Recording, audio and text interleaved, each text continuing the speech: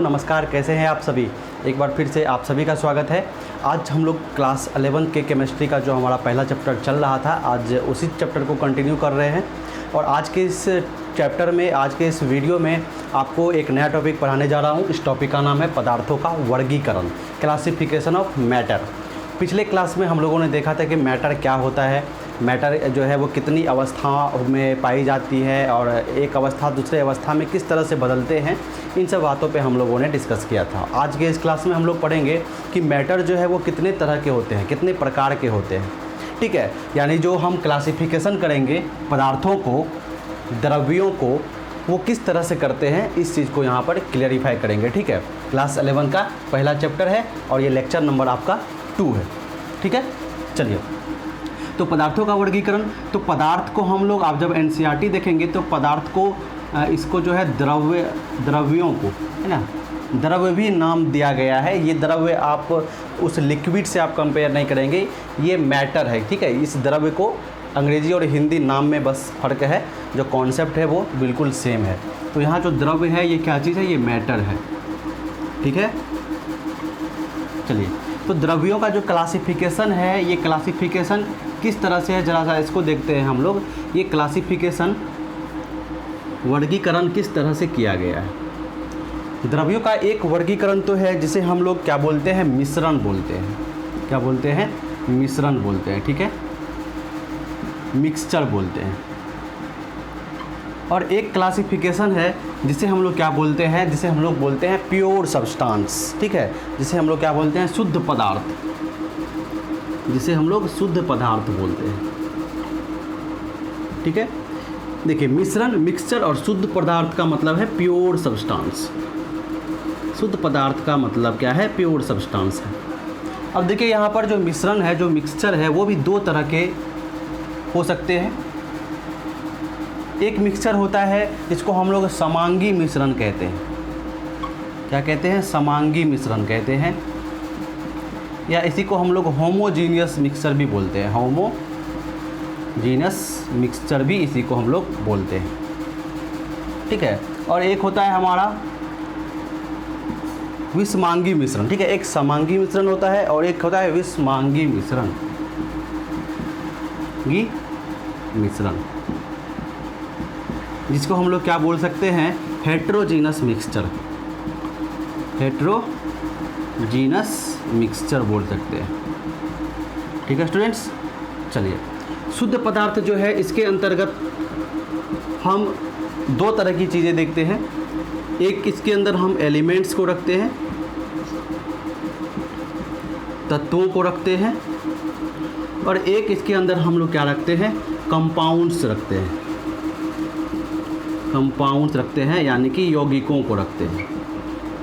ठीक है, अब चलिए एक एक करके हम इन सभी टर्म्स को समझते हैं कि पदार्थों का जो वर्गीकरण किया गया है, जो मिश्रण है, जो शुद्ध पदार्थ है, और जो होमोजीनियस है, हेट्रोजीनियस है, या एलिमेंट्स है, या कंपाउंड्स है, इन सब के बारे में हम लोग इसको देखते हैं। चलिए, सबसे पहले देखिए मिक्सचर। मिक्सचर का मतलब आपको क्या समझ में आता है, सिंपल सी बात है। मिक्सचर का मतलब क्या हुआ, मिश्रण का मतलब क्या हुआ, जिसमें एक से ज़्यादा प्रकार की चीज़ें आपस में मिली हुई हो। ठीक है, वो मिक्सचर हुई।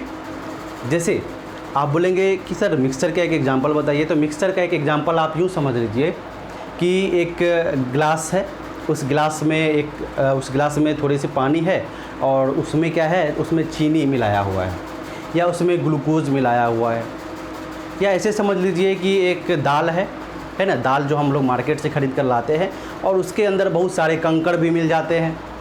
ठीक है, तो वो भी क्या हो गया, दाल हो गया, और कंकड़ हो गए, ये दोनों आपस में मिले हुए हैं, तो वो भी एक मिक्सचर, एक मिश्रण हो गया। हम लोग बाज़ार से दालमोट खरीद कर लाते हैं, अलग अलग कंपनियां की दालमोट जो है मिलती है बाज़ार में, तो उसमें क्या होता है, बहुत सारी चीज़ होती है, मूंगफली होती है, दाल होती है, ठीक है, उसके बाद झिलिया होती है, ये सारी चीज़ें होती है। तो बहुत सारे कहने का मतलब क्या है कि मिश्रण का मतलब जो बहुत सारे चीज़ों से मिलकर बनता है, उसे क्या कहते हैं, मिक्सचर कहते हैं। उसे ही क्या कहते हैं, मिश्रण कहते हैं। यानी मिश्रण में कितने तरह के पदार्थ होंगे, एक से ज़्यादा तरह के प्रकार, अलग अलग तरह के पदार्थ होंगे और वो आपस में मिले हुए होंगे। अब देखिए, ये किस तरह से मिले हुए हैं, इनके मिलने की जो प्रकृति है वो किस तरह से है, उस आधार पर हम कह सकते हैं कि मिश्रण जो है वो दो तरह के होते हैं। एक समांगी मिश्रण हो सकता है और एक विषमांगी मिश्रण हो सकता है। ठीक है, तो मिश्रण का मतलब आपको समझ में आया कि मिश्रण क्या होता है। तो ज़रा सा मैं यहाँ पर लिख देता हूँ कि मिश्रण का मतलब है दो या दो से अधिक भिन्न प्रकार के पदार्थों, है ना, दो या दो से अधिक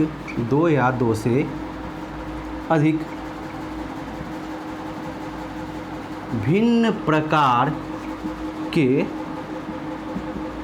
पदार्थों, क्या लिखा मैंने, दो या दो से अधिक भिन्न प्रकार के पदार्थों से मिलकर, प्रकार के पदार्थों से मिलकर बने हुए द्रव्यों को क्या बोलते हैं हम लोग, मिश्रण बोलते हैं। क्या बोलते हैं, मिश्रण बोलते हैं, मिश्रण कहते हैं। ठीक है, समझ में आ गई बात। तो चलिए, दो या दो से अधिक भिन्न प्रकार की, अलग अलग प्रकार की अगर कोई चीज़ मिली हुई है आपस में तो उसको हम लोग मिश्रण कहेंगे, है ना। चीनी में आप चीनी मिलाएंगे तो वो मिश्रण नहीं हुए, नमक में आप नमक मिलाते हैं तो ये मिश्रण नहीं हुए, लेकिन नमक में आप पानी मिलाते हैं, नमक में आप चीनी मिलाते हैं तो ये मिश्रण हो गए। दो या दो से अधिक भिन्न प्रकार की चीज़ें आपस में मिली हुई है। अब देखो कि ये मिश्रण भी दो तरीके के हो सकते हैं, ये समांगी मिश्रण हो सकता है और विषमांगी मिश्रण हो सकता है। देखिए, इसे ही हमें अच्छे तरीके से समझना है। बहुत सारे बच्चे इसमें कंफ्यूज होते हैं कि कौन सा होमोजीनियस मिक्सचर है, कौन सा हेट्रोजीनियस मिक्सचर है, तो इसमें कंफ्यूज नहीं होना है और अच्छे से समझना है। देखिए, तो देखिए, समांगी मिश्रण हो या विषमांगी मिश्रण हो, ये दोनों ही आखिर है तो मिश्रण ही, दो अलग अलग चीज़ों से मिलकर बने हुए हैं, इसमें कोई डाउट नहीं है। तो समांगी मिश्रण की अगर हम बात करें, पहले हम एक नंबर में इसकी बात करते हैं, सेकेंड नंबर में हम इसकी बात करेंगे। समांगी मिश्रण में क्या होता है, जो अलग अलग पदार्थों का जो संगठन होता है, अलग अलग पदार्थों का जो कंपोजिशन होता है वो फिक्स होता है। वो क्या होता है, फिक्स होता है। समझ में आ गई बात। कहने का मतलब एक निश्चित अनुपात में होता है, कहने का मतलब एक समान होता है। अब इस बात को ज़रा सा समझिए, मैंने क्या क्या कहा समांगी मिश्रण के बारे में, मैंने क्या क्या कहा ज़रा सा समझिएगा। समांगी मिश्रण के बारे में मैंने जो कुछ भी कहा इसको सुनिएगा। देखिए, समांगी मिश्रण में दो या दो से अधिक प्रकार के भिन्न प्रकार के क्या होंगे, उसमें भिन्न प्रकार की चीज़ें होंगी जो आपस में मिली होंगी, इसमें कोई शक नहीं है। ठीक है, अलग अलग पदार्थ होंगे, लेकिन पदार्थों का संगठन क्या होगा, पदार्थों का संगठन एक समान होगा, एक समान होगा, अथवा कहने का मतलब कि ये फिक्स रेशियो में होंगे। ठीक है ना, निश्चित अनुपात में होंगे, निश्चित अनुपात में, निश्चित अनुपात में होंगे। ठीक है, जरा सा ऐसे समझिएगा, पदार्थों का संगठन एक समान होगा अर्थात निश्चित अनुपात में होंगे। ठीक है, तो इसका कहने का मतलब क्या है, जरा सा ऐसे समझिए। देखिए, आपके पास क्या है, एक गिलास है, इस गिलास में हम क्या लेते हैं, पानी लेते हैं। ठीक है, इस पानी में हम क्या ऐड कर दें, इस पानी में हम ग्लूकोज ऐड कर दें, या इस पानी में हम शुगर ऐड कर दें, चीनी ऐड कर दें, इस पानी में हम सॉल्ट ऐड कर दें, नमक ऐड कर दें। तो आप ये चीज़ ऑब्जर्व करते होंगे, आप देखते होंगे इस चीज़ को कॉमनली आपके घरों में भी क्या होती है कि पानी में नमक घोलकर या पानी में चीनी घोलकर क्या होता है कि शरबत बनाया जाता है। ठीक है, ये सब चीज़ होती रहती है, तो आपने इसे बहुत बार देखा होगा। तो क्या होता है इसमें, आप बिल्कुल देखे होंगे कि जैसे इसमें नमक मिलाया जाता है या चीनी मिलाया जाता है या ग्लूकोज, इन सब चीज़ों को मिलाया जाता है तो ये पानी में पूरी तरह से घुल जाते हैं, बिल्कुल घुल जाते हैं। घुलने के बाद हमें नज़र ही नहीं आता है कि कहाँ पानी है और कहाँ चीनी है, कहाँ नमक है। आता है क्या, नहीं आता है। इसका कहने का मतलब क्या है, इसका मतलब ये है कि हम इस पूरे वाटर में इस चीनी या नमक को घोलने के बाद अगर हम इसमें से पानी निकालें, सपोज़ दैट हमने एक चम्मच इससे पानी निकाला, तो उस एक चम्मच में हमें जितना पानी मिलेगा उतना ही मात्रा में हमें क्या मिलेगा, चीनी मिलेगा, उतना ही मात्रा में हमें क्या मिलेगा, नमक मिलेगा। या आप यूँ समझिए, इसको हम क्या कर दिए, इस ग्लूकोज को, नमक को या पानी को हमने क्या कर दिया, ग्लूकोज को, चीनी को या नमक को हमने पानी में घोल दिया। अब हमने 2 चम्मच लिया, अलग अलग चम्मच, और 2 चम्मच से 2 स्पून से यहाँ से क्या कर लिया, दोनों चम्मच से क्या निकाल लिया, यहाँ से ये पानी निकाल लिया जिसमें क्या मिला हुआ है, नमक, चीनी या ग्लूकोज कोई मिला हुआ है। अब आप ज़रा इस चम्मच में मौजूद पानी को पिएंगे और इस चम्मच में मौजूद पानी को पिएंगे तो दोनों का जो टेस्ट है वो बिल्कुल एक जैसा होगा। कहीं आपको ये नहीं लगेगा कि ये ज़्यादा मीठा लग रहा है और ये कम मीठा लग रहा है, ये ज़्यादा नमकीन लग रहा है, ये कम नमकीन लग रहा है, बिल्कुल ऐसा नहीं लगेगा। कहने का तात्पर्य ये है कि अगर समांगी मिश्रण में क्या होगा कि जो भी पदार्थ इसमें हैं, जो भी नमक है, चीनी है, ग्लूकोज है, वो इस पानी में पूरी तरह से घुल चुके हैं और इस पानी में इसके हर एक जगह पर जो कंपोजिशन है, जो संगठन है पदार्थ का, वो एक समान है ना। चाहे हम पानी किधर से भी निकालें, कितना भी निकालें, तो हमें जो संगठन मिलेगा वो एक समान मिलेगा और निश्चित अनुपात में उनकी क्या होगी, संगठन होगी। यानी वो उनका जो कंपोजिशन होगा वो एक फिक्स पोजीशन में होगा, ठीक है। तो और वो पूरी तरह से ऐसा क्यों हो रहा है, क्योंकि ये जो नमक, चीनी, जो भी चीज़ है, ये पूरी तरह से घुल जा रहा है इस पानी में। 100% उसका क्या हो रहा है, घुलनशील वो मिल जा रहा है, घुल जा रहा है। तो इसे हम लोग क्या बोलेंगे, इसे हम लोग समांगी मिश्रण बोलेंगे। समझ में आ गई ये बात?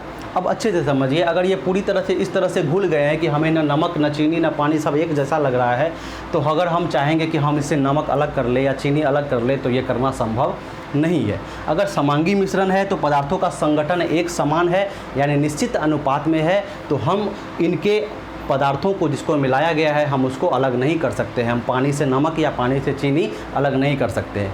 कर सकते हैं लेकिन किसी केमिकल मेथड से कर सकते हैं, किसी एडवांस मेथड से कर सकते हैं। नॉर्मली ऐसे नहीं है कि जैसे दाल में क्या है, कंकर है, उसको हम निकाल लिए हाथ से, इस तरह से नहीं हो सकता है। समझ में आ गई बात? तो समांगी मिश्रण के बारे में हर एक चीज़ मैंने आपको डिस्कस कर दिया। असमांगी मिश्रण की बात करते हैं, एग्जाम्पल की बात करते हैं। समांगी मिश्रण की एग्जाम्पल की बात करते हैं तो मैंने आपको यहाँ पर बहुत कुछ बता ही दिया कि जल में ग्लूकोज हो, जल में शुगर हो, जल में क्या हो, चीनी हो, ठीक है। हवा की अगर हम बात करते हैं तो हवा भी क्या है, ये समांगी मिश्रण है। क्यों है हवा समांगी मिश्रण? क्योंकि हवा में कितने ऑक्सीजन हैं, कितने नाइट्रोजन हैं, ठीक है, कितने सल्फर हैं, जो भी गैस हैं, इनका कॉम्पोजिशन फिक्स होता है कि इतना % नाइट्रोजन होता है हवा में, इतना % ये होता है, इतना % ये होता है, फिक्स कॉम्पोजिशन है। मिश्रण तो है क्योंकि ऑक्सीजन भी गैस है, नाइट्रोजन गैस, सल्फर, अलग अलग तरह के गैस हैं इसमें, लेकिन इसका जो कंपोजिशन है वो फिक्स है। तो हवा भी कैसा मिश्रण हो गया, हवा भी एक समांगी मिश्रण हो गया। तो सीधी बात अगर हम समझें तो हम बात करें विलयन की, जितने भी विलयन होते हैं, क्या होते हैं, विलयन होते हैं, यानी कि सॉल्यूशन जो होती है, जो सॉल्यूशन होती है वो समांगी मिश्रण होती है। वो क्या होते हैं, समांगी मिश्रण होते हैं। समझ में आ गई बात? चलिए अब बात करते हैं हम विसमांगी मिश्रण की। तो विसमांगी मिश्रण में क्या है, सीधी सी बात है, समझिए। आपके पास एक गिलास है, इस गिलास में पानी है, हम क्या करें, इसमें बालू लाकर डाल दें या इसमें कीचड़ लाकर डाल दें। हम क्या करें, कुछ मिट्टी लाकर डाल दें इसके अंदर और इसको घोल दें। तो बताइए कि क्या वो कीचड़ या वो बालू इसमें पूरी तरह से घुल पाएगा? नहीं घुलेगा। कुछ समय तक आपको लग सकता है कि ये इसके साथ पूरी तरह से घुल गया है, लेकिन कुछ समय के बाद वो मिट्टी जो है वो नीचे बैठ जाएगा, पानी जो है वो ऊपर रह जाएगा। कलर ज़रूर चेंज हो जाएगा पानी का, क्योंकि मिश्रण तो है, मिला तो है कोई अलग सी चीज़, लेकिन कुछ समय बाद आप स्पष्ट रूप से देख पाएंगे कि मिट्टी यहाँ है और पानी यहाँ है। नीचे से अगर आप निकालते हैं पानी तो उसमें आपको कीचड़ ज़्यादा नज़र आएगा, और ऊपर से यदि आप पानी निकालते हैं तो उसमें कीचड़ कम नज़र आएगा, मिट्टी कम नज़र आएगा। तो यहाँ जो कंपोजिशन है क्या वो फिक्स है? नहीं, वो कंपोजिशन फिक्स नहीं है। कहीं पर मिट्टी ज़्यादा है, कहीं पर मिट्टी कम है, ठीक है। तो फिक्स कंपोजिशन नहीं है, मतलब पदार्थों का संगठन एक समान नहीं होगा, किसी भी निश्चित अनुपात में नहीं होगा, और ये पूरी तरह से आपस में मिल भी नहीं पाते हैं, घुल भी नहीं पाते हैं। इसे हम आसानी से किसी फिजिकल मेथड से, किसी भौतिक विधि के द्वारा हम क्या कर सकते हैं, इसे अलग कर सकते हैं। जैसे क्या है कि इस पानी में कीचड़ मिला हुआ है तो जो छन्ना आता है या कोई कपड़ा है सूती का, उसमें हम अगर पानी डालेंगे तो कीचड़ ऊपर रह जाएगा और पानी जो है वो नीचे से निकल जाएगा। तो आसानी से इसे क्या किया जा सकता है, अलग किया जा सकता है। तो ये कॉन्सेप्ट आपको समझ में आ गई होगी कि हम लोग समांगी मिश्रण कैसे कहते हैं और विसमांगी मिश्रण कैसे कहते हैं। समांगी मिश्रण का मतलब है कि पदार्थों का संगठन एक समान होता है, हर एक जगह निश्चित अनुपात में ये पाए जाते हैं जितने भी पदार्थ होते हैं। ये फ़र्क करना मुश्किल हो जाता है कि इसमें क्या क्या चीज़ मिलाया गया था। ये मिश्रण इतनी ऐसी होती है कि पता नहीं चल पाता है। लेकिन इसमें क्या है, असमांगी मिश्रण में क्या है या विषमांगी मिश्रण में क्या है कि यहाँ पर पूरी तरह से जो अवयव हैं वो आपस में नहीं मिल पाते हैं, पदार्थों का संगठन एक समान नहीं होता है और अनुपात भी निश्चित नहीं होता है। जैसा कि अगर पानी में हम लोग कीचड़ मिला दे या पानी में हम लोग मिट्टी मिला दे या पानी में बालू मिला दे, ठीक है, या नमक में चीनी मिला दे, नमक है हमारे पास, नमक में हम चीनी मिला दें, नमक में चीनी मिला दे, तो नमक में चीनी मिला दिया गया है, नमक को भी चीनी से आराम से अलग किया जा सकता है और ये इन दोनों का भी कंपोजिशन एक जैसा नहीं होगा, है ना। एक चम्मच अगर निकाल के हम खाते हैं नमक और चीनी को मिलाने के बाद, तो कोई कभी जो है हमें ज़्यादा मीठा लग सकता है, कहीं पर ज़्यादा नमकीन लग सकता है, तो ये भी जो है विषमांगी मिश्रण है। इसके अलावा सीधी सी बात समझिए कि दाल है, दाल में बहुत सारे कंकड़ हैं, आसानी से हम उस कंकड़ को क्या करते हैं, हाथ से अलग कर देते हैं, ठीक है। तो यहाँ भी कंपोजिशन जो है वो फिक्स नहीं है, तो ये भी एक विषमांगी मिश्रण है जिसको आसानी से क्या किया जा सकता है कि अवयवों को, पदार्थों को एक दूसरे से अलग किया जा सकता है। तो समझ में आ गई होगी आपको समांगी मिश्रण क्या होता है और विषमांगी मिश्रण क्या होता है। आई होप आपको समझ में आ गया होगा। अब चलिए यहाँ पर बात करते हैं हम लोग शुद्ध पदार्थ की। देखो, शुद्ध पदार्थ की जब हम बात करें यहाँ पर, तो आपको समझना होगा कि शुद्ध का मतलब क्या होता है। शुद्ध का मतलब ये नहीं समझना है कि इसमें सिर्फ एक ही तरह की चीज़ें होती है। शुद्ध का मतलब ये कतई नहीं समझना है कि इसमें एक ही तरह की चीज़ें होती हैं, ठीक है। देखिए, आपको मैं अच्छे से कोशिश करता हूँ समझाने का, ठीक से समझेंगे आप। देखिए, प्योर सब्सटेंस कहने का मतलब क्या है, प्योर शुद्ध पदार्थ कहने का मतलब है कि जो शुद्ध पदार्थ, यानी शुद्ध पदार्थ में जो भी चीज़ पाए जाएंगे, जो जिस भी चीज़ का वो बना होगा वो पदार्थ, वो मैटर, उसके अंदर जो भी चीज़ पाए जाएंगे वो एक निश्चित अनुपात में पाए जाएंगे, ठीक है, निश्चित अनुपात में वो पाए जाएंगे। और ये शुद्ध पदार्थ के जो अवयव है, इसे हम साधारण भौतिक विधि से अलग नहीं कर पाएंगे। अगर ये शुद्ध पदार्थ है तो इसे हम किसी भी भौतिक विधि से अलग नहीं कर पाएंगे। चलिए अब सीधी से समझते हैं हम लोग कि शुद्ध पदार्थ में समझते हैं कि एलिमेंट्स के बारे में और किसके बारे में, कंपाउंड्स के बारे में। बहुत ही इंपॉर्टेंट पॉइंट है। देखिए, एलिमेंट्स जिसे हम लोग क्या कहते हैं, तत्व कहते हैं। तो एलिमेंट्स जो है, जो तत्व है, ये शुद्ध पदार्थ हैं। इस बात को प्रूव करना है कि कैसे ये शुद्ध पदार्थ है ना। देखिए, जो एलिमेंट्स होते हैं, जो तत्व होते हैं, ये सिर्फ एक तरह के कणों से मिलकर बनते हैं। जो एलिमेंट्स होते हैं ये सिर्फ एक तरह के कणों से मिलकर बनते हैं, एक तरह के कणों से मिलकर बनते हैं, एक तरह के कणों से मिलकर बनते हैं। जैसे एग्जाम्पल के तौर पर अगर हम बात करें सोडियम की, आपने सुना होगा सोडियम एक क्या है, तत्व है। एक तत्व भी धातु अधातु होते हैं, ये सब आप लोग जानते हो कि पढ़े होंगे 10th क्लास में भी, सोडियम, ठीक है। तो सोडियम एक तत्व है। तो ये किस चीज़ का बना हुआ है, तो सोडियम जो तत्व है ये बहुत सारे परमाणु से बने हुए हैं, ये बहुत सारे परमाणु से बने हुए हैं, ठीक है। और ये परमाणु कौन सी है, तो ये सोडियम की परमाणु है, सोडियम की परमाणु है, सोडियम की परमाणु है। अब ज़रा इसे इस बात से समझिए कि सोडियम कुछ इस तरह का है, मान के सपोज दैट कि ये क्या है, सोडियम है, ये क्या है, सोडियम है, यानी एलिमेंट है एक सोडियम। तो ये सोडियम किस चीज़ से मिला हुआ है, तो ये सोडियम बहुत सारे परमाणुओं से मिलकर बना हुआ है, बहुत सारे परमाणुओं से।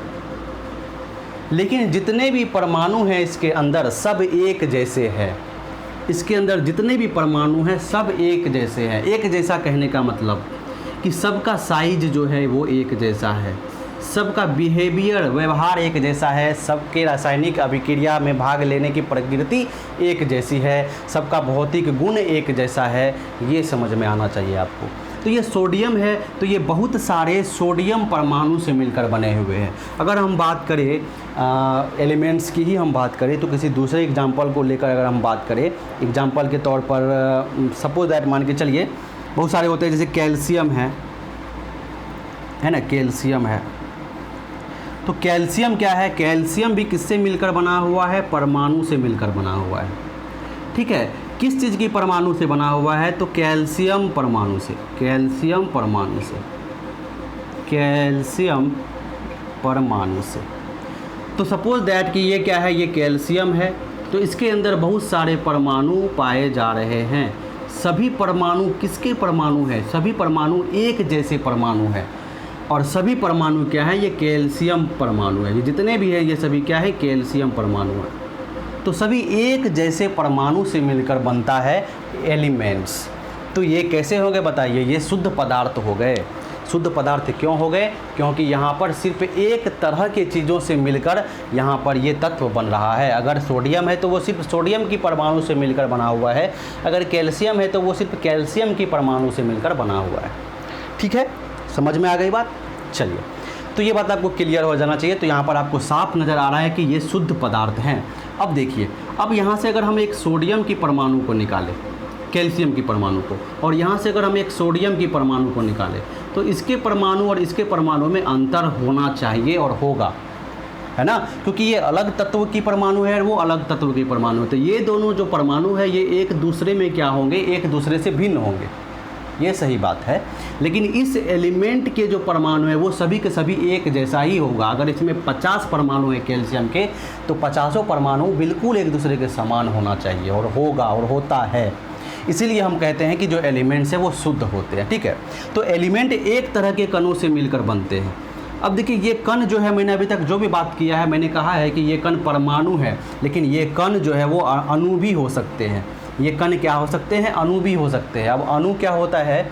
अणु का मतलब क्या होता है? तो अणु का मतलब होता है एक से अधिक परमाणुओं से मिलकर बना हुआ। अणु का मतलब होता है एक से अधिक परमाणुओं से मिलकर बना हुआ। एक से अधिक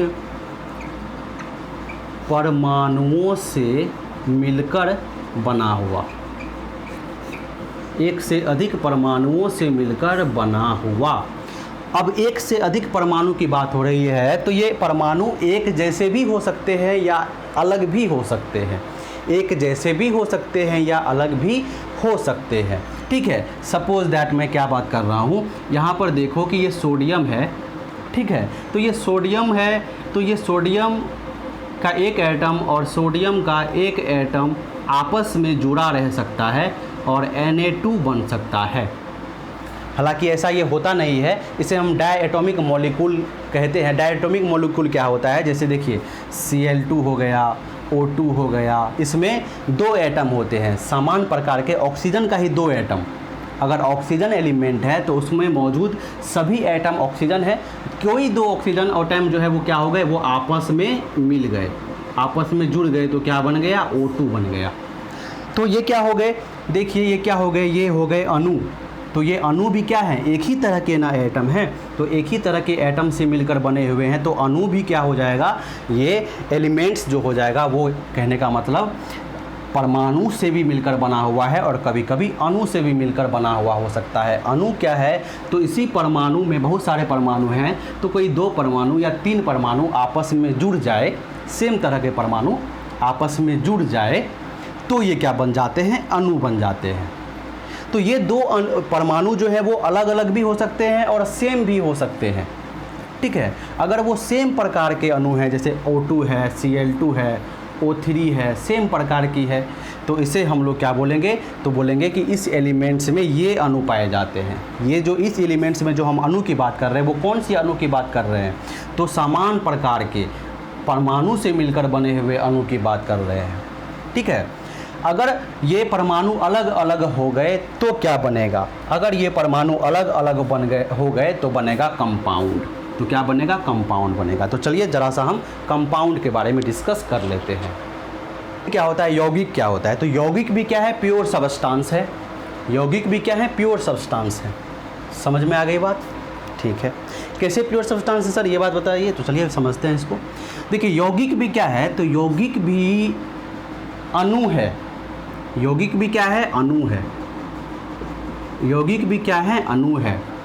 कहने का मतलब यौगिक कैसे बने हुए हैं? तो यौगिक एक से अधिक, 2 या 2 से अधिक, मैं यहाँ पर लिखता हूँ तो ज़्यादा अच्छा रहेगा, 2 या 2 से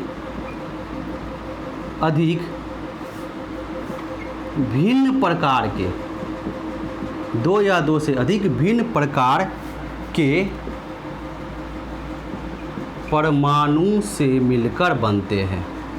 परमाणु से मिलकर बनते हैं। देखिए यहाँ पर अभी जस्ट मैंने आपको एलिमेंट्स के बारे में बताया था। मैंने कहा था कि एलिमेंट्स या तो किसके बने होते हैं, या तो परमाणु के बने हो सकते हैं, एक जैसा सारा परमाणु होगा, ठीक है, एटम बोलते हैं इसको, या दो एटम या दो से अधिक एटम आपस में जुड़कर मॉलिक्यूल बनाकर भी रह सकते हैं, यानी कि अणु के रूप में भी मौजूद हो सकते हैं एलिमेंट्स के अंदर। लेकिन इसमें मॉलिक्यूल्स, इसमें मैंने आपको बताया था कि एक तरह के एटम आपस में मिलकर बनते हैं। जैसे मैंने कहा कि O2 है, O3 है, H2 है, Cl2 है, ये सारी चीज़ें हैं। यौगिक में मैं आपको क्या बता रहा हूँ, यौगिक में मैं आपको बोल रहा हूँ कि यौगिक भी जो है वो अणु ही है, मॉलिक्यूल ही है, कंपाउंड भी मॉलिक्यूल ही है। लेकिन इसमें क्या है कि दो या दो से अधिक भिन्न प्रकार के परमाणु मौजूद हैं, भिन्न प्रकार के परमाणु मौजूद हैं। जैसे अगर मैं बात करूं H2O की, जल की, है ना, तो इसमें ज़रा आप देखें, इसमें क्या है, इसमें 2 हाइड्रोजन है और एक क्या है, ऑक्सीजन है। इसमें 2 हाइड्रोजन है और एक ऑक्सीजन है, 2 हाइड्रोजन की परमाणु है और एक ऑक्सीजन की परमाणु है। तो आपके मन में ये सवाल आएगा कि सर हाइड्रोजन अलग तरह की परमाणु हो गई, ऑक्सीजन अलग तरह की परमाणु हो गई, तो ये दोनों तो अलग अलग चीज़ें हो गई, तो ये फिर प्योर कैसे हुआ, ये तो मिक्सचर हो गया ना। जी नहीं, ऐसी बात नहीं है। दरअसल क्या है यहाँ पर कि जो हाइड्रोजन है या जो ऑक्सीजन है वो एक फिक्स कंपोजिशन में मौजूद होते हैं कंपाउंड के अंदर, फिक्स कंपोजिशन है ना, निश्चित अनुपात में मौजूद होते हैं। और जब भी निश्चित अनुपात की बात होगी तो वो क्या बनेगा हमारा, वो प्योर सब्सटेंस बनेगा। आखिर दोनों तो हैं तो एटम से ही बने हुए, है ना, 2 या 2 से अधिक भिन्न प्रकार के परमाणु, लेकिन है तो परमाणु ही ना। ऐसा तो नहीं है कि परमाणु के अलावा कोई चीज़ आ रहा है, तो परमाणु ही, लेकिन अलग अलग तरह के परमाणु हैं। और उसमें भी क्या होता है कि कंपोजिशन जो होता है वो फिक्स होता है। कैसे, ज़रा सा एक एग्जांपल से समझिए। ये H2 एक हाइड्रोजन है, 2 हाइड्रोजन एटम है, ये डायटोमिक है, 2 एटम मिलकर बना हुआ है, एक मॉलिक्यूल है हाइड्रोजन का, और ये ऑक्सीजन का मॉलिक्यूल, ये आपस में मिलकर बनाते हैं H2O, ठीक है। तो ज़रा सा आप इसका देखिए, आप पढ़ेंगे आगे जाके मॉलिक्यूलर मास के बारे में, है ना। हाइड्रोजन का मॉलिक्यूलर मास कितना होता है, 1 होता है। सबसे पहले इसको बैलेंस कर लीजिए, बैलेंस करना आपको जानते होंगे आप, बैलेंस क्यों करते हैं ये भी आप जानते होंगे। देखिए इधर 2 हाइड्रोजन है, इधर 2 हाइड्रोजन है, इधर 2 ऑक्सीजन, इधर एक ही ऑक्सीजन है, तो यहाँ हम 2 लगा देते हैं, तो यहाँ भी हमको 2 लगाना होगा, ठीक है। अब देखिए हाइड्रोजन की जो अणु संख्या होती है, यानी जो मॉलिक्यूलर मास होता है वो 1 होता है। तो यहाँ पर कितने हो गए हाइड्रोजन, 2 हाइड्रोजन हो गए, तो 2 × 1 कितना हो जाएगा, 2, और 2 ये भी है तो 2 × 2 कितना हो जाएगा, 4 हो जाएगा। ऑक्सीजन की बात करें तो एक ऑक्सीजन परमाणु की 16 होता है, क्या कहते हैं इसको, आणविक भार, मॉलिक्यूलर मास। 2 है तो कितना हो जाएगा, 32 हो जाएगा। और इसका कितना हो जाएगा, H2O का 18 होता है, 2 है तो 18 दूना 36 हो जाएगा। अब ज़रा रेशियो निकालिए इसको, तो रेशियो आपको कुछ इस तरह से आएगा। इसको हम क्या कर सकते हैं, 2 से कर सकते हैं इसको, 2, यहाँ 16 और यहाँ 18, और शॉर्ट करें तो ये हो जाएगा आपको, ये 1 रेशियो, ये आपको 8 रेशियो, और ये आपको 9 रेशियो, ठीक है। तो यहाँ पर देखिए इसका 1 रेशियो, इसका 1 भाग और इसका 8 भाग, इसका 1 भाग और इसका 8 भाग मिलकर 8 और 1 कितना हो गया, 9 हो गया। यानी इस वाटर में जो जल बन रहा है, वाटर जो मौजूद हैं, इसमें 2 एटम हाइड्रोजन के, 1 एटम ऑक्सीजन के हैं, लेकिन इनकी जो कंपोजिशन है वो फिक्स है, वो रेशियो फिक्स है, और वो रेशियो है 1:8 का रेशियो, है ना। 1 पार्ट हाइड्रोजन का और 8 पार्ट ऑक्सीजन का मिलके 9 पार्ट क्या बन रहा है, यहाँ पर H2O बन रहा है। तो ये फिक्स है, ऐसा तो नहीं है कि कभी 2 हो जाएगा ये, कभी ये 4 हो जाएगा, ऐसा तो नहीं है, क्योंकि बैलेंस जो होता है वो तो सेम तरीके से होता है। समझ में आ गई ये बात। कहने का मतलब यौगिक कंपाउंड भी क्या है, ये भी अणु ही है, लेकिन 2 या 2 से अधिक भिन्न प्रकार के परमाणुओं से मिलकर बना हुआ है।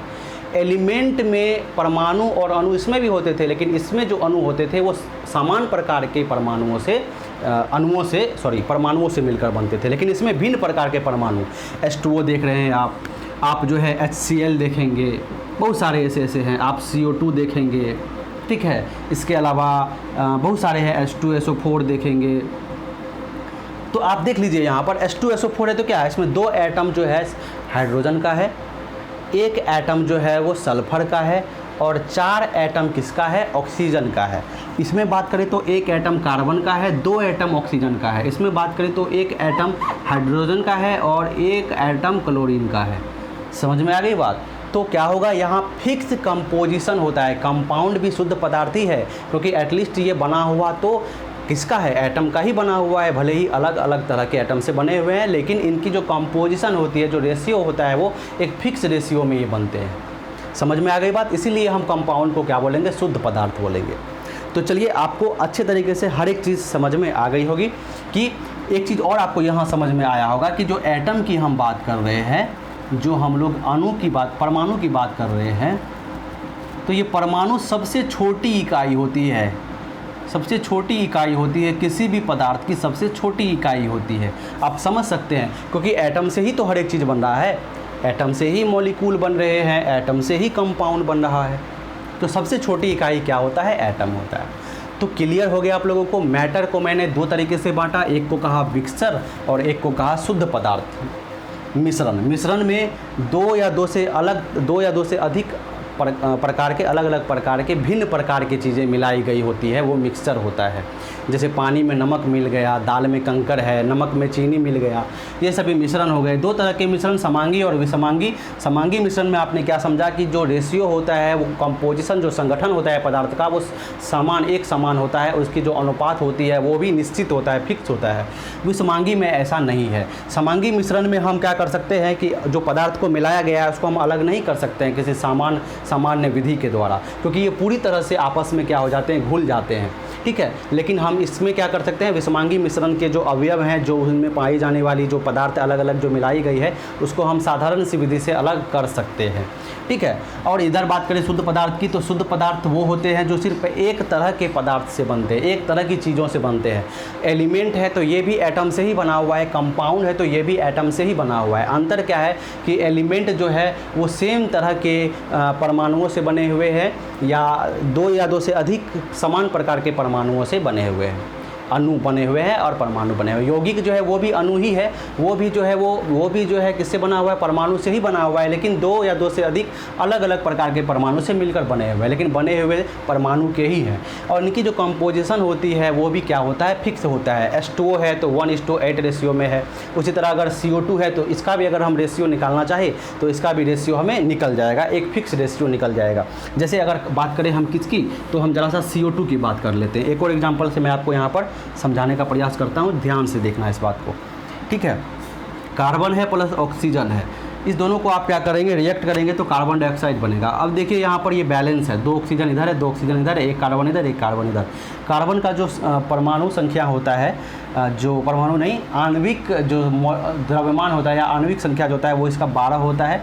इसका 16 दूना 32 हो गया, इसका इधर 44 हो गया है ना। 16 दूना 32 और 12 44। आप इसको रेशियो में कर लेंगे तो 4 3 जा 12, 4 8 जा 32 और 4 11 जा 44। तो यहाँ पर 3:8 के रेशियो में, तो कार्बन का 3 पार्ट, ऑक्सीजन का 8 पार्ट मिलकर कार्बन डाइऑक्साइड का 11 पार्ट बना रहा है। 3:8 के रेशियो में ये बन रहा है। तो एक फिक्स कंपोजिशन होती है ना। ऐसा नहीं है कि कभी कुछ हो जाएगा। ठीक है। तो चलिए, आपको अच्छे से समझ में आ गया होगा। क्लासिफिकेशन ऑफ मैटर को बिल्कुल आप अच्छे से समझ गए होंगे।